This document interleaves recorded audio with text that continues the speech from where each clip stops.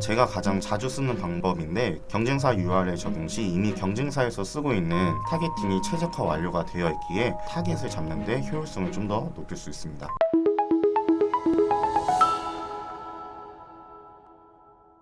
네, 안녕하세요. 금일 구글 SA 기초 세팅 과정에 대해 교육을 맡은 광고기획 1본부 4팀 김자희입니다. 교육 시작하겠습니다. 기초 세팅 진행에 앞서 구글 검색 광고를 세팅할 때 가장 중요한 두 가지 부분에 대하여서 설명을 드리고 진행을 하겠습니다. 구글 검색 광고에서 가장 중요한 게 확장 검색과 스마트 입찰 기능인데요. 두 가지 기능은 구글에서도 현재 가장 밀어주는 프로그램이며 광고 진행 시 성과 및 효율을 뽐내는 데도 가장 좋습니다. 하나씩 좀 자세히 설명을 드리겠습니다. 확장 검색의 개념에 대해서 좀 이해하시기 어려울 거라고 생각이 드는데요. 일반적인 타 플랫폼에서의 검색 광고는 소비자가 키워드를 검색을 하면 해당 키워드에 우리의 상품이 노출되도록 검색 키워드를 구매하는 형식입니다. 그렇지만 구글은 키워드 검색 시 검색 결과 전체를 타겟팅하는 형식인데요. 쉽게 설명드리면 우리가 키워드를 등록할 때 소비자들이 커피 머신이라고 검색할 것을 예측하고 키워드를 구매를 하지만 구글에서는 커피 머신과 관련된 홈카페 머신, 신혼부부 선물, 검색 결과 자체를 자동으로 확장하여서 우리의 브랜드가 노출되도록 합니다. 해당 확장 검색을 통하여서 구글에는 매일 15%의 비율로 새로운 키워드가 늘어난다고 하는데요. 이러한 방대한 키워드들을 일일이 분석할 필요 없이 확장 검색 기능만으로도 우리의 타겟을 잡을 수 있습니다. 세팅할 때 모습을 자세히 보자면 검색 광고의 목표를 로아스 200%로 가져갑니다. 그럼 타 플랫폼에서의 세팅은 어린이 신발, 키즈 슈즈, 유아 스니커즈 등 브랜드에 맞는 키워드들을 일일이 등록하여 입찰가를 설정하지만 구글에서는 어린이 신발이라는 핵심 키워드 하나만으로 우리의 검색 광고의 목표인 로아스 200%에 도달하도록 도움을 주는 기능입니다. 하지만 들으시면서 의문점이 들을 수 있으실 텐데요. 이러한 확장 검색을 통하여서 원하지 않는 키워드에 자사 브랜드가 노출되는 게 싫으시다면 확장 검색 목록 안에서 제 키워드로 등록을 통하여 해당 키워드를 제외 후 광고 노출을 가능하게 합니다. 다음 기능은 스마트 입찰입니다. 구글의 자체적인 머신러닝을 통하여서 광고의 목적에 맞는 입찰가를 자동으로 결정을 해주는데요. 진행 시 캠페인의 목적, 전환, 트래픽 문의 등 KPI에 맞도록 예산을 자동으로 분배를 해줍니다. 이를 통해 초기에 우리 브랜드의 광고 예산에 대해 전반적으로 파악이 가능하며 운영 시간에 대해 최적화를 할 수 있습니다. 또한 스마트 입찰은 브랜드 상품에 맞게만 아닌 고객의 의도를 파악하여서 실시간 분석을 통해 입찰가를 조절을 해주는데요. 구글 로그인 기반 정보를 통하여서 상품, 브랜드, 메인 서브 키워드에 맞도록 자동으로 입찰가를 적용을 해줍니다. 이제 구글 SA 세팅에 대해서 설명을 드리겠습니다. 구글 에즈에 처음 들어가셨을 때 보게 되는 화면이실 텐데요. 저희는 세부적이고 정확한 타겟팅과 광고 설정을 하기 위해서 밑에 있는 전문가 모드로 전환을 하고 세팅을 진행하겠습니다. 전문가 모드로 들어가시면 우리는 캠페인의 목적을 설정할 수 있는데요. 판매, 리드, 웹사이트 트래픽, 제품 및 브랜드 구매 고려도, 브랜드 인지도, 앱, 오프라인 매장, 목표 설정 없이 광고를 만들 수 있습니다. 오늘 저희는 검색 광고를 진행할 예정이니 웹사이트 트래픽을 통한 조회수 상승을 진행하겠습니다. 웹사이트 트래픽 목적으로 들어가시면 캠페인 유형으로 검색, 디스플레이, 쇼핑, 동영상, 디스커버리 광고가 진행이 가능하실 텐데요. 쇼핑과 동영상 디스커버리의 비활성은 전환 설정 및 스크립트가 설치 후 진행이 가능하기에 다음 교육 때 안내해 드리겠습니다. 오늘은 캠페인 유형의 검색을 진행해 주시면 되겠습니다.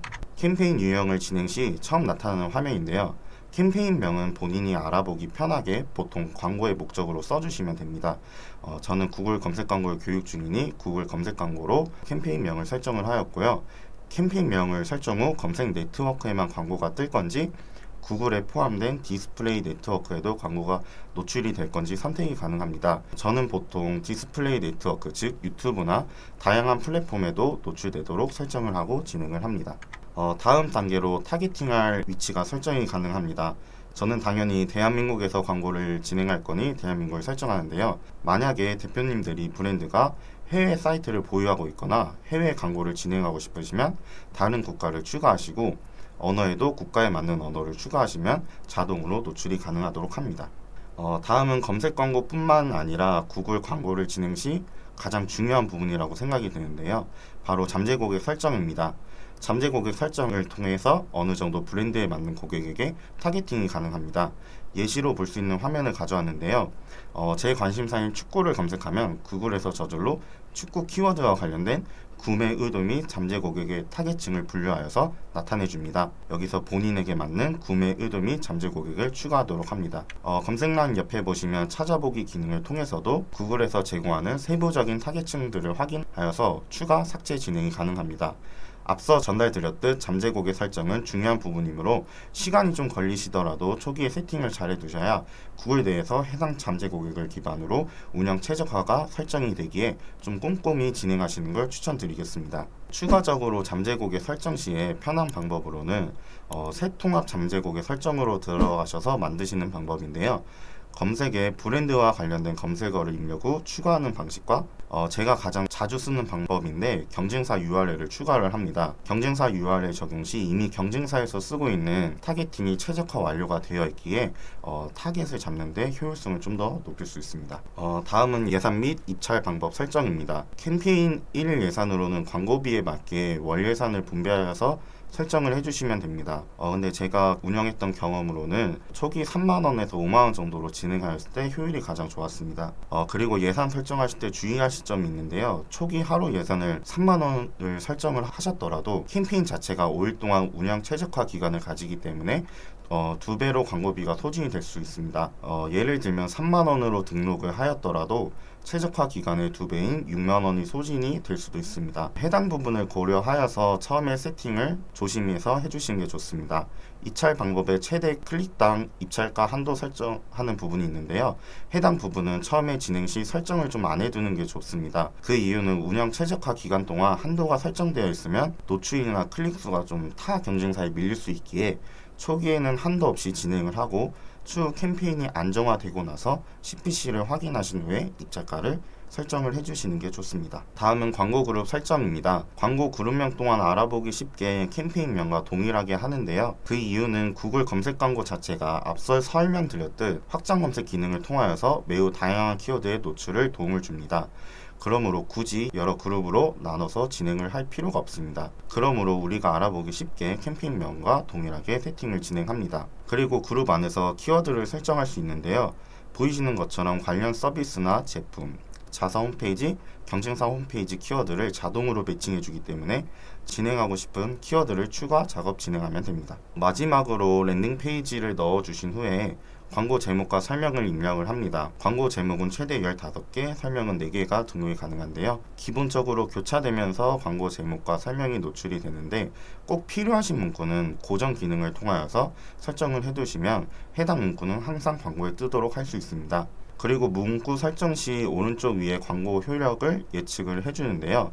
인기 키워드, 차별화된 문구들을 넣으시면 자동으로 효율이 가장 좋음, 보통 미흡, 매우 미흡 단계로 나타나실 텐데 초반 세팅하실 때 좋음 정도의 효율이 나오시도록만 문구를 변경하시면서 세팅하시는 걸 추천드립니다. 이렇게 기초적인 세팅을 완료해 두었고 기본적으로 필요한 관리에 대해서 설명을 해드리겠습니다. 세팅을 완료하고 최적화 기간이 끝나면 계정의 최적화 점수가 표시가 될 텐데 해당 점수가 낮아진다면 추천 항목에 들어가서 현재 수정할 부분들이 표시가 저절로 나타납니다. 주기적으로 확인을 하여서 계정의 최적화 점수를 기본적으로 85점 이상으로는 유지를 해주시는 게 운영하실 때 효율이 좋습니다. 다음으로는 왼쪽 항목에 게재 위치 제 카테고리 부분이 있는데요. 물론 구글 내에서 포함된 다양한 매체에 노출되는 것을 추천을 드리지만 성과 분석이 끝났을 때에는 제 위치를 추천드리지 않습니다. 추천드리지 않는 건 어플 위치인데요. 브랜드가 어플이 아니라면 굳이 불필요하기 때문입니다. 브랜드 서비스 자체가 좀 어플이 아니라면 불필요한 웹스토어의 노출은 광고비만 소진되기 때문에 해당 게재 위치는 꼭 제외를 시켜주는 것이 좋습니다. 마지막으로 광고 일정인데요. 광고를 운영하시면서 주요 타겟들이 활동하는 시간대 데이터가 있습니다. 해당 부분도 확인을 하여서 최적화 후에 적용을 해주시면 요일 대비 불필요한 광고비에 대해 소진을 줄일 수 있습니다. 이상으로 구글 SA 교육을 맡은 광고기획본부 1팀 기획4팀 김재환이었습니다. 감사합니다.